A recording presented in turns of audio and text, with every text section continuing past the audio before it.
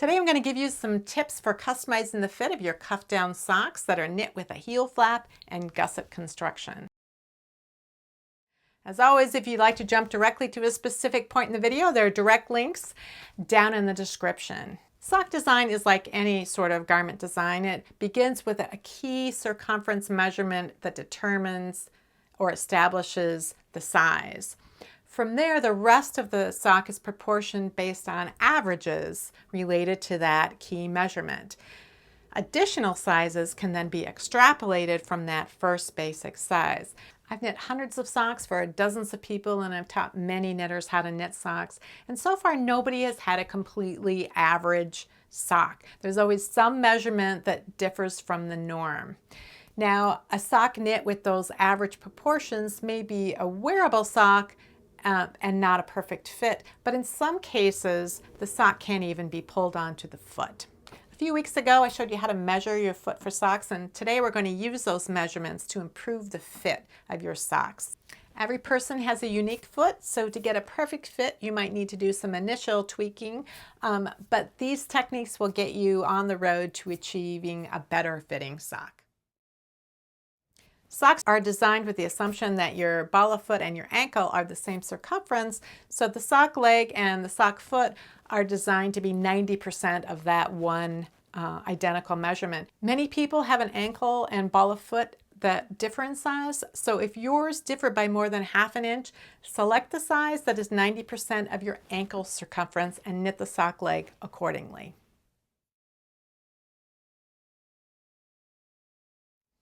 Now your sock leg will stretch quite a bit to fit your mid-calf circumference, but sometimes it isn't enough. So if you need a little bit more room at the top of your sock, you have a couple of different options. In most cases, you may want to maintain the stitch count for the leg because of the stitch pattern that you've selected. So these tips will allow you to do that while also giving you more room. Now the first tip would be to cast on an extra 4 stitches, but just for the ribbing. And then when you are working the last round of ribbing, you decrease those extra 4 stitches out. That'll give you a little bit more room at the top, that 1.5 or 2 of ribbing. The second option is to use a larger needle size when you start your sock and then switch to a smaller needle size later on. Now, depending on how much room you need, you may need to start with a needle 2 sizes larger, then switch to 1 size larger, and then go down to the final size.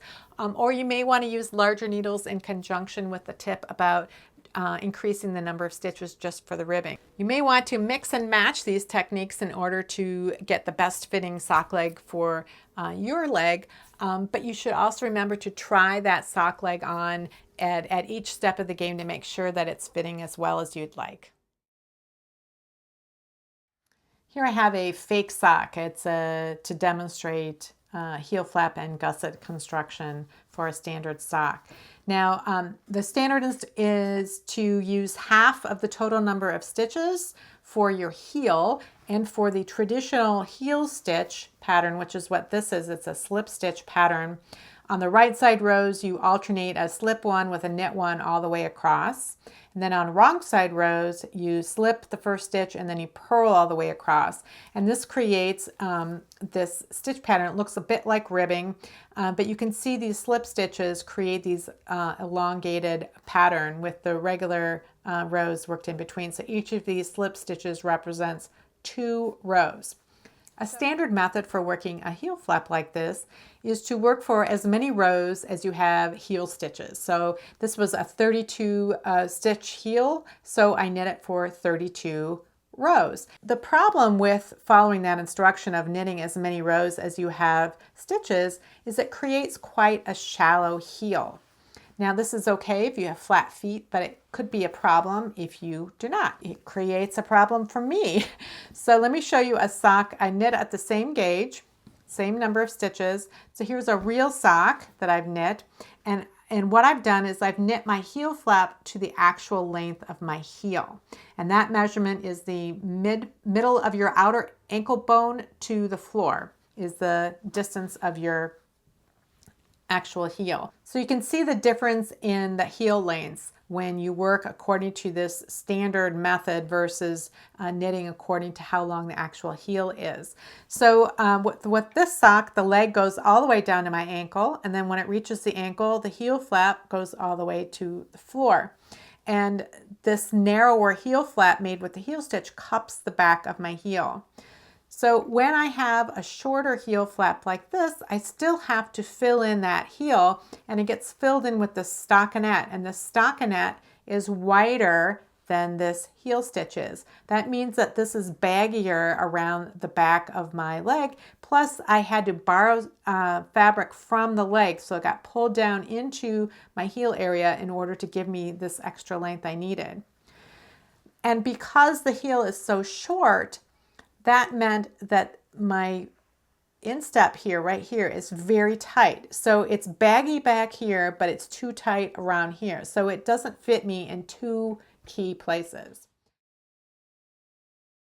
So the next part of the sock is when you pick up stitches along the sides of the heel flap and you rejoin the work to work in the round, and then you need to decrease your stitches for this gusset. So you can see with this little short heel flap, I have quite a short little gusset.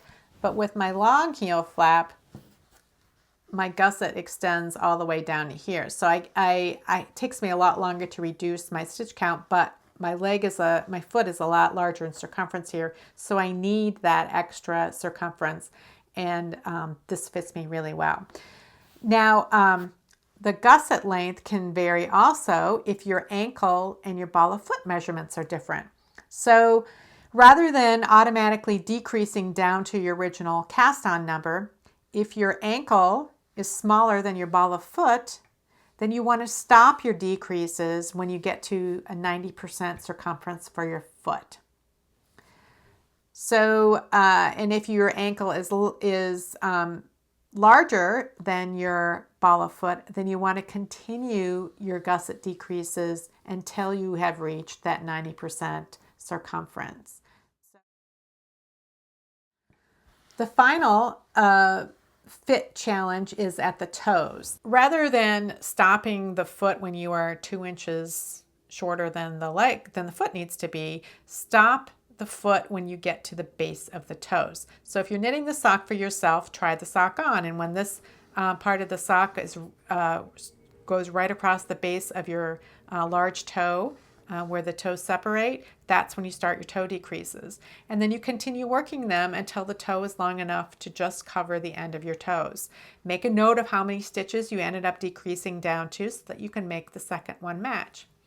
If you're knitting a sock for someone else, that is why when we did the outline, we did this little dot here in between. We shoved a pen between our toes and marked where the base of the toe is.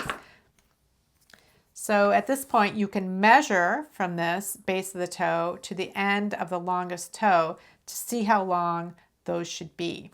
And so you decrease until your toe is actually that long, and then you make a note of how many stitches you have left, and you graft the toe shut.